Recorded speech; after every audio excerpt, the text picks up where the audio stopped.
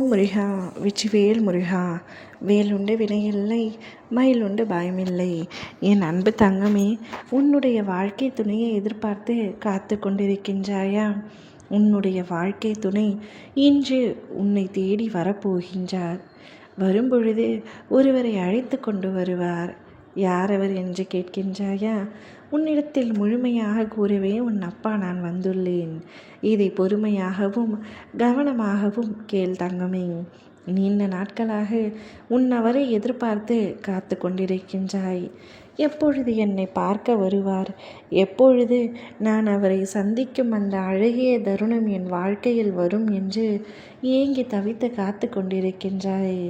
உங்களுக்குள் பிரிவு என்ற வார்த்தை வந்த பின் நீங்கள் வாழும் வாழ்க்கையே நரகமாகிவிட்டது. அதற்கு முன்பு அன்பாகவும் அந்யோன்யமாகவும் இருந்தவர்கள் சண்டையின் காரணமாக, சிலரின் சூழ்ச்சிகளின் காரணமாக உங்கள் இருவருடைய வாழ்க்கையும் இப்பொழுது நரகமாகி தனித்தனியாக இருக்கின்றீர்கள். நீ அவரை பிரிந்து இருக்கின்றாயே தவிர ஒரு நொடி கூட அவரை மறந்து இல்லை என்பது எனக்கு தெரியும். ஒவ்வொரு நாளும் அவர் என்னை வந்து அழைத்து சென்று விடுவார், என்னை எப்படியாவது அழைத்து சென்று விடுவார் என்று ஏங்கி தவித்து வழிமேல் விழி வைத்து காத்திருக்கின்றாய். ஆனால் அவரோ இது நாள் வரை உன்னை அழைத்து செல்ல வரவில்லை. இன்று உன்னை தேடி வரப்போகின்றார். உங்களுடைய சண்டைக்கு காரணம் அவருடைய அம்மா ஒரு பக்கம். அதனால் அவர்களையே அழைத்து கொண்டு இன்று உன்னை சந்திக்க வரப்போகின்றார்.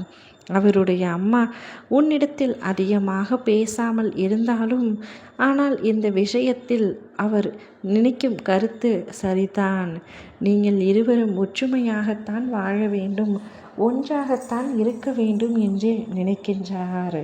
எனவே அவரே இப்பொழுது வந்து உன்னிடத்தில் பேச போகின்றார்.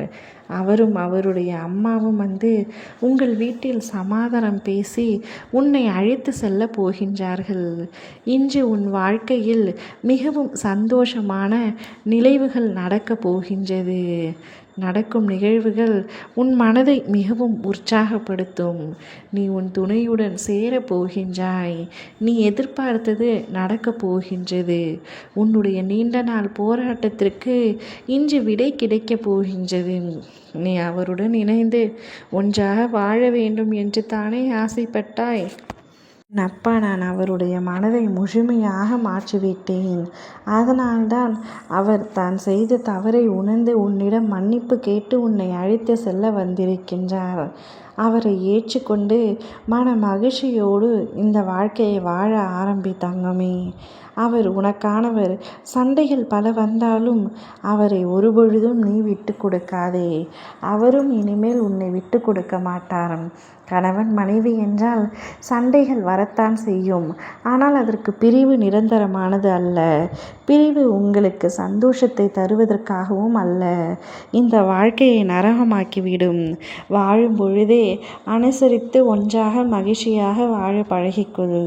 ஓம் முருகா வெற்றிவேல் முருகா.